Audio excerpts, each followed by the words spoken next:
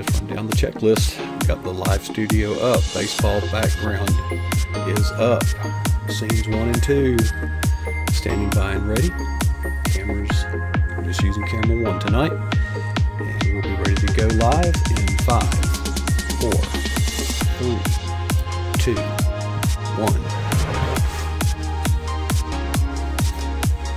Well, good evening. Welcome. It is that time. It is 9:30.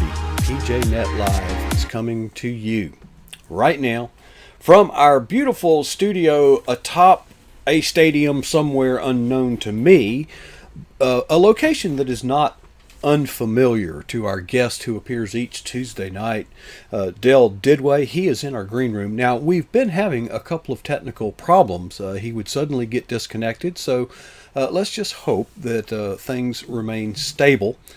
In the meantime, in order to make room for Del, what I have to do is I'm going to call upon... I fired our magic genie. I wasn't happy with her at all. And I have hired Alexa. Is it Alexa or Alexis? Alexa, I think, is the genie, the magical person who will show her talent now by dropping the monitors down from the PJNet studio where you are watching this live. And let's see if we can bring Del Didway on board as he sips his coffee. And Del, all right, wait a minute. Before we get started, you are a new grandfather. Could I convince you to tell us a little bit about that? Oh yeah, it was a blast, and thanks. It was last week ago tomorrow, last Wednesday. Everything went smooth. Everything went fast, and no complications, no issues. We were in the room about 15 minutes before our daughter-in-law was to go back, and so we kissed her. We all said a prayer together. We left, and then Angie and I went downstairs, grabbed a sandwich, went back up to the waiting room, started eating our sandwich, and our son sent us a text saying he's out. So it was like 18 minutes. We didn't even get to eat our sandwich, so it was a blast. So we were able to go back and have a good time. In fact, Angie got to babysit him a little bit this evening, and Sophie had a t-ball game. So and then everything's good. Well, great. Anybody that follows Del Didway either on Facebook or Twitter, I'm sure, has been seen the photographs of said baby, and a couple of them. Del, I tell you, I was kind of panicked today because I actually didn't get off work until very late and got in the saddle, and all the way home, I was thinking, gosh, I've got to get home, get a shower, and read your blog and kind of ingest and digest that and get all the studio stuff fixed up and get some promo tweets out there. And I thought, gosh, I'm sure we're going to want to talk about your last weekend, with your book signing and all that you'll be sharing in a minute. And I thought, well, but we need to cover his blog too, that's important. So I read your blog, and that blog can be found at deldidway.com. deldidway.com. See? Right there. Don't try to spell that phonetically. You see it right there on your screen, deldidway.com, where Del blogs every Tuesday. It has been. How long have you been blogging there, Del? About 2.5 years. About 2.5 years. Gosh. Haven't missed a Tuesday yet. I think that says a lot. And I've never been disappointed since I have been reading it. I'm not a blog reader. I'm really not a reader type of person. But when I read your blog today, I thought, first of all, what an inspiring topic. I could preach sermons on this one. And you're just going to have to hold me back and take the reins back every now and then. Because I think we are, as Christians, we need to live victoriously. But the fact of the matter is, we're fighting an enemy that will try to knock us down, and we're just going to have some bad days.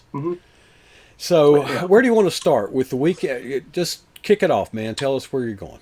Well, yeah, the blog came to me on the drive home. I was thinking about what I'm going to be doing, what I'm going to write about. I write about the book signing, which I really didn't want to do because it's kind of vain. But so I just those 4 words Clint said when he walked in the door just kept coming back to me, because we had some good conversations during our time together. And in fact, I was able to get a couple of devotions out of our out of our visit, and he just walked in right on time, and I wasn't worried he wasn't going to show up because I saw him the night before there at the game.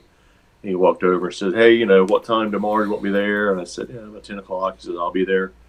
And so, they got thumped that night. They got 14-1, and I was like, "Oh, great, he's gonna be in a bad mood." Because and I pointed out in my blog, some coaches, that'll eat at them all week.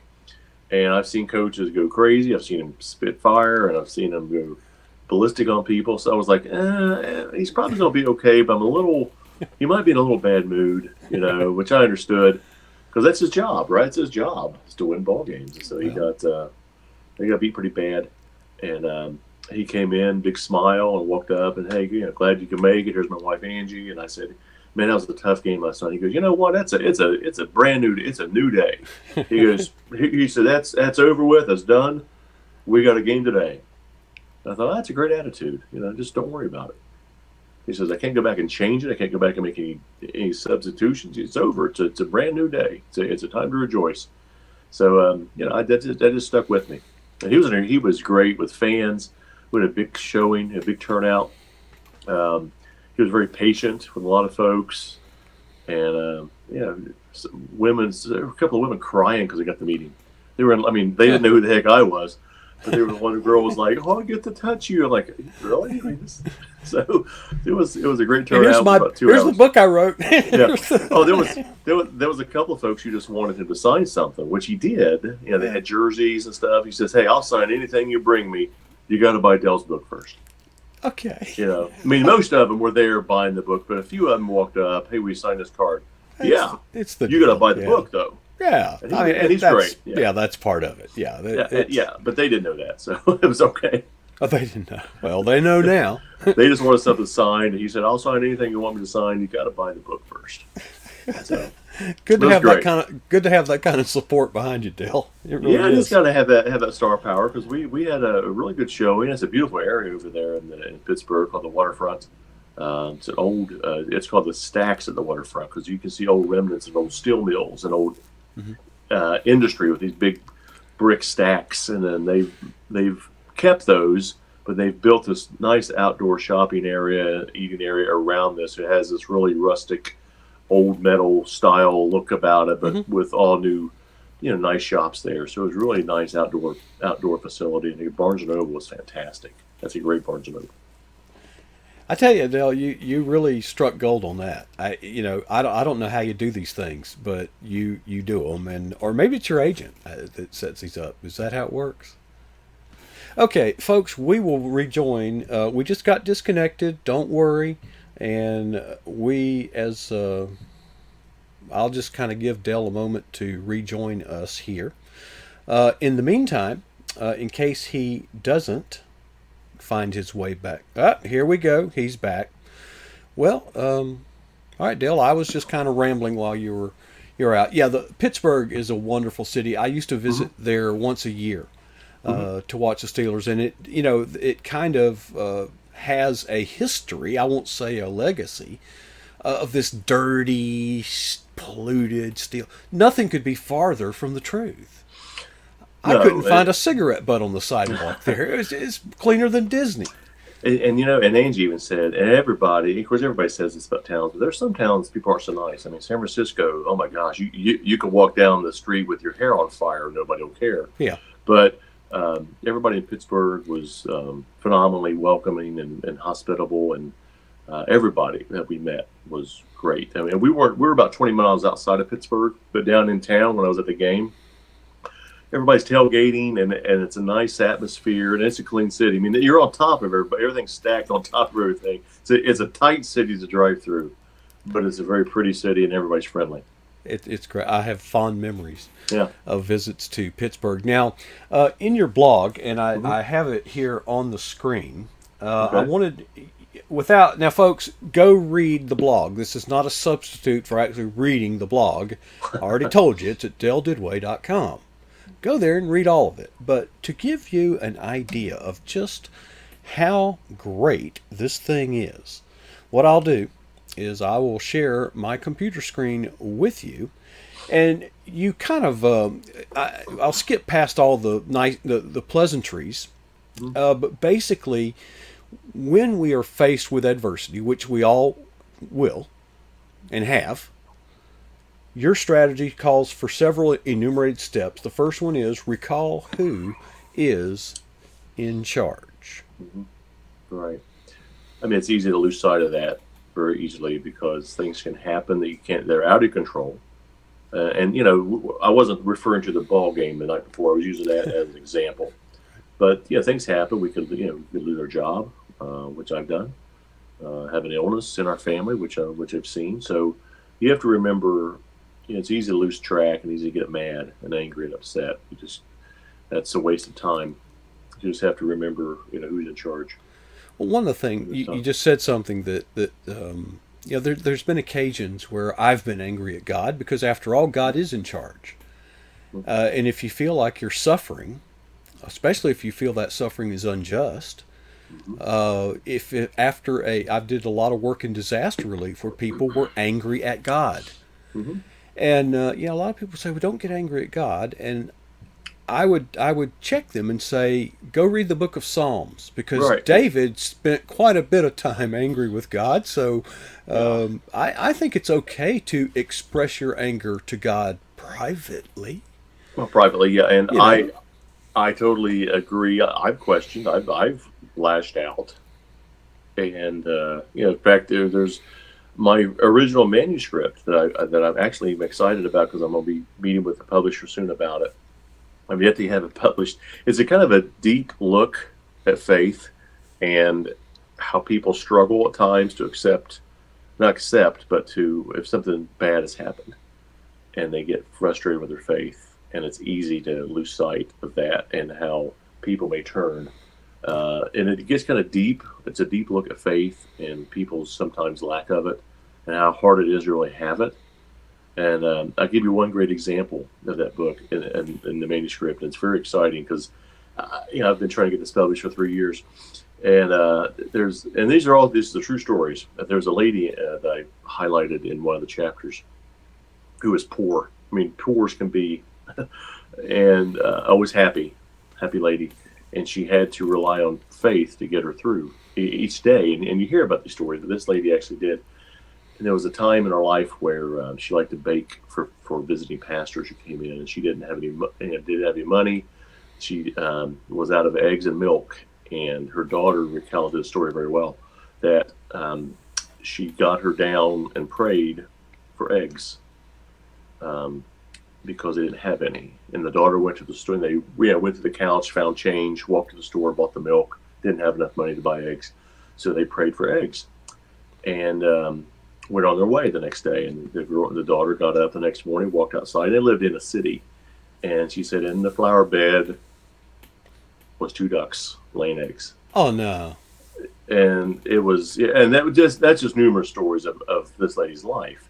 So I challenge the reader, and I go in more in depth in this story. But we say we have faith. Could you pray for an egg and believe it? And she believed it. yeah.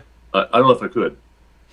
I Maybe we'll do this on another show. I could tell a very Sure. long story. I won't do Yeah. that tonight. I'll tell a short one. There are times when I feel sorry for myself, and I've never had to do it, but if I had to, I would. Mm-hmm.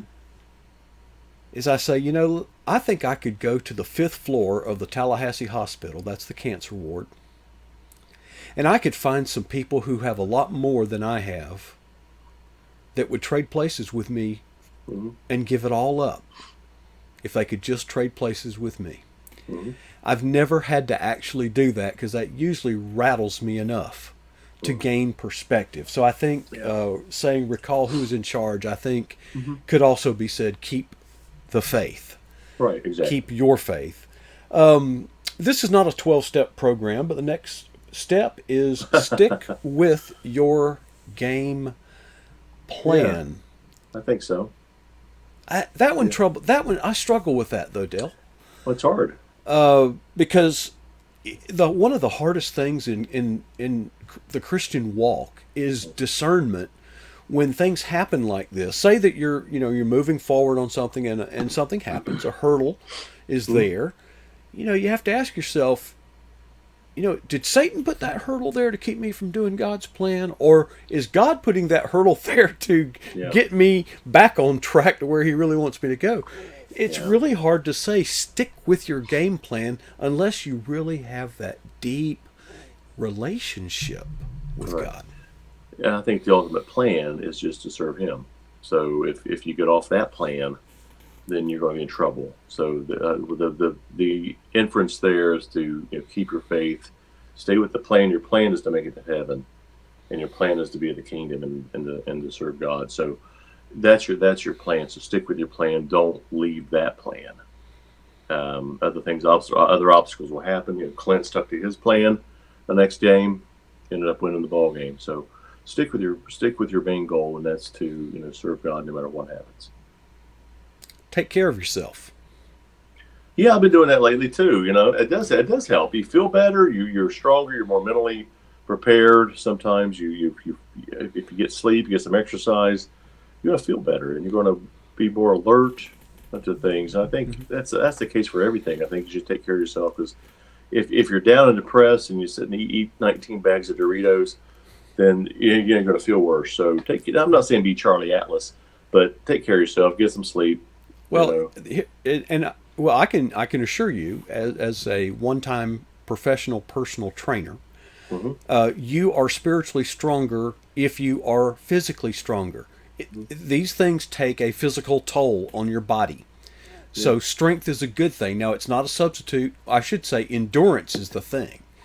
You've got to be able to endure it. Now, here's my question, or here's what I struggle with. All right, you're working on something, and like I do at night, and you just wrestle with it, and you wrestle with it, and there comes a point where you say, God, do I need strength to keep going, or do I need rest?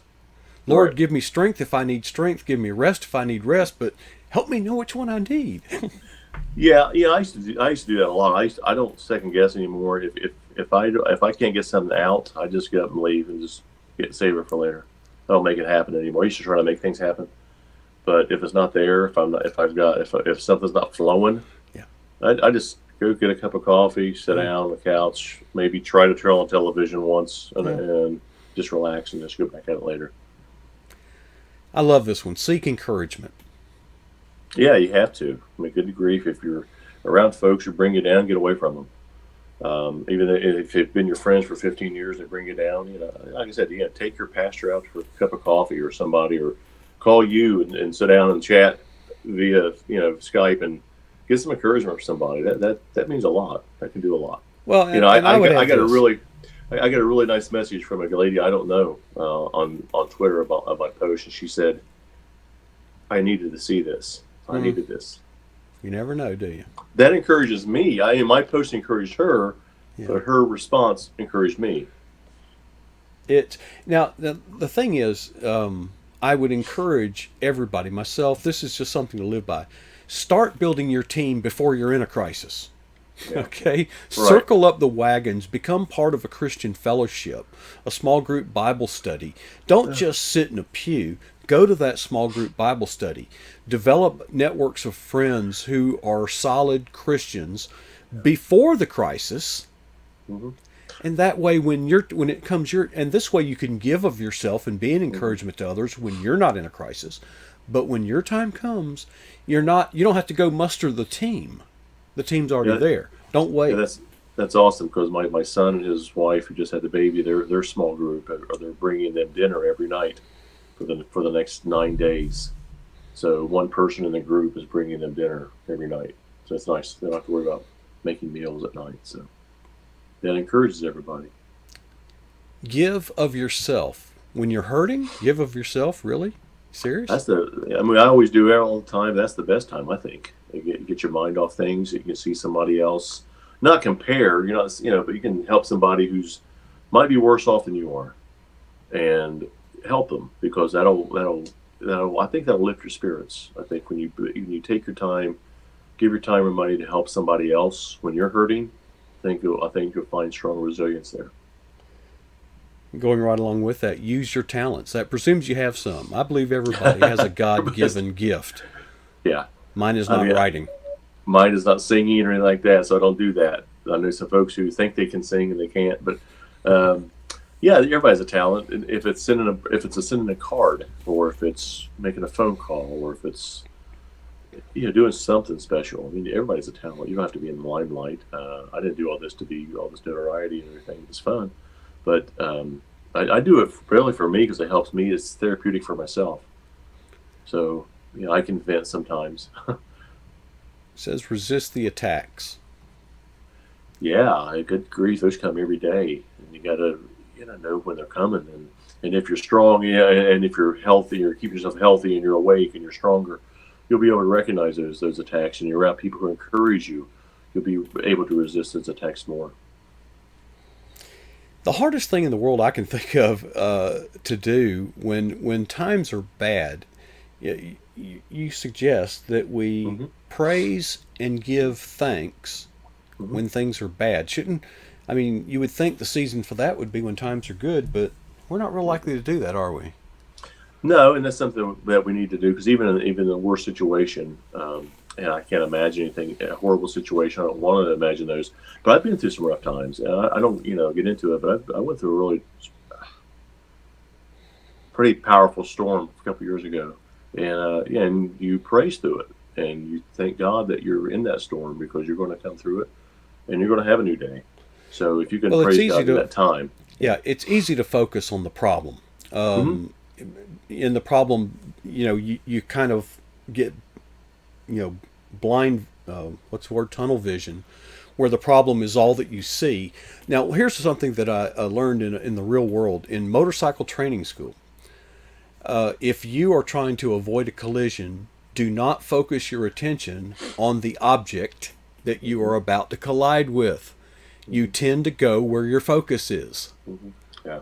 And that's true spiritually now, isn't it? Oh yeah, that's a great analogy there. So I think if you can learn to give thanks even in the bad times, thankful that you're here, thankful for your health, thankful for your situation. There's plenty of things to be thankful for, but if you can praise and give thanks during those times, then you're going to grow and you're going to be thankful when you get out of that storm. Dale, this one's big. Hold on. Yeah, Hold on. I ain't got to. There's times you want to give up. I almost gave up. It's I'm hard. sure. Yeah. It for those that have not grown up as I have, and maybe you have in a athletic competitive Mm-hmm. environment. It's now part of my DNA. Okay, Mm-hmm. I hate losing. Dale, I don't love winning so much as I hate losing. All But right. quitting makes me vomit. Quitters make me vomit. Yeah. If Yeah. you're well firmly rooted in the truth and in the word and in the scripture, if you can't hold on, you've got to hold on. There's nothing, anything else is unacceptable. Yeah. And the one point of that is after the game Friday night when Pittsburgh got just drilled in the press conference after the game, Clint said, "Hey, give them credit. They Hmm. came to play. We didn't." Yeah. So, and that's the same thing here. But yeah, he could have quit and given up, but he didn't. But yeah, it's easy to quit. It's when you're getting beat on and thumped on, it's easy to just chuck it. And it'd be easier for me sometimes when I first started out writing all the criticisms that I got. Been easy to just say just delete it and take it down. But I don't. You don't quit. Anytime we had lost a game, I always had a gentlemanly and sincere word of praise for the team that had beat us. Okay, and that was twofold. One, it was sincere. It's just a game. But more importantly, as a coach, I'm not going to set an example for my players of making excuses.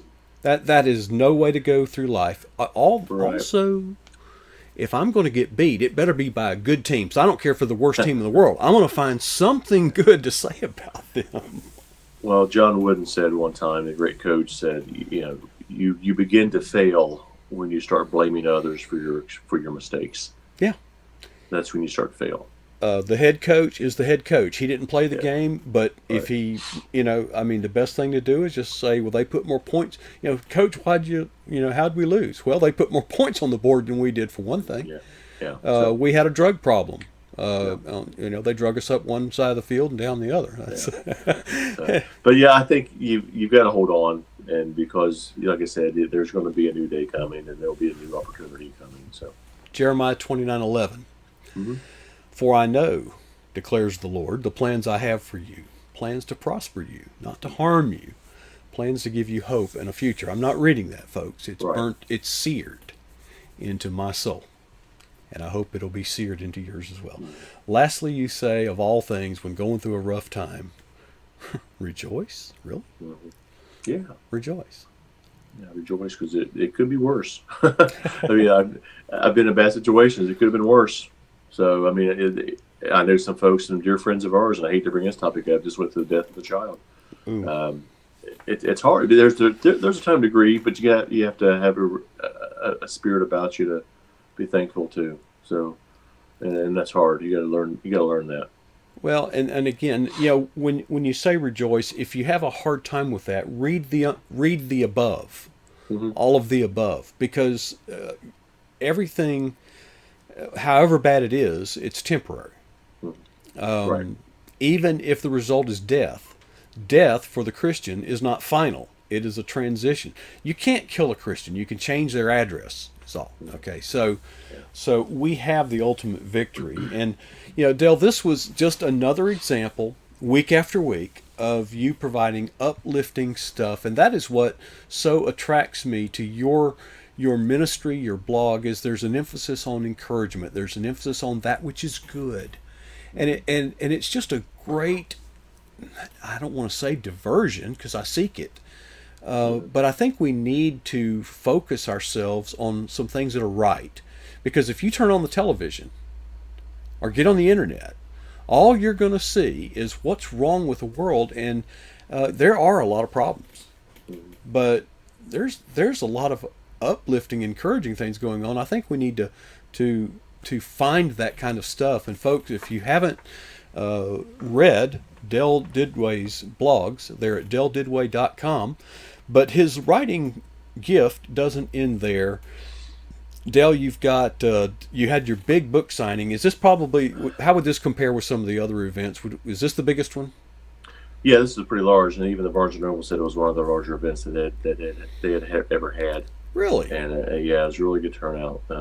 Folks are lined up to be cleansed. Really? Oh, And, man. Yeah, he's really well liked in that city. So. But they came to see you.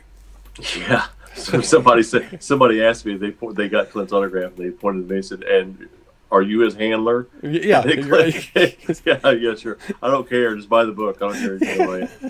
But I have an event coming up in New York here in a couple of weeks. Another book signing with the same book at the Book Expo, and they're anticipating that to be large as well. But we'll see how that goes.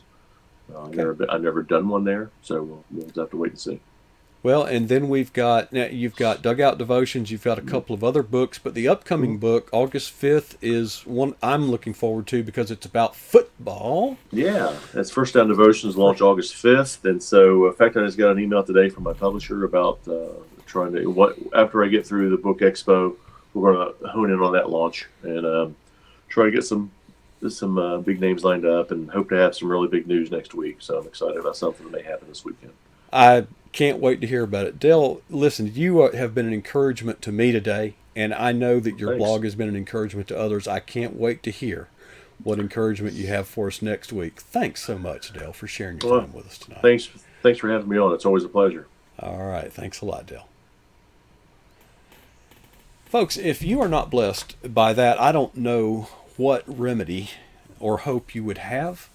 But folks, whatever you're going through, just know that God is in charge, and the things that you heard tonight, I believe, Dale believes, and the reason we believe them is that they are, well, true. And the Word of God is true, and I would challenge you to get to know the Word of God, because it's either true or it's not. And if you come to the conclusion that it's not, then I'll respect your choice, but you would still be wrong. Okay.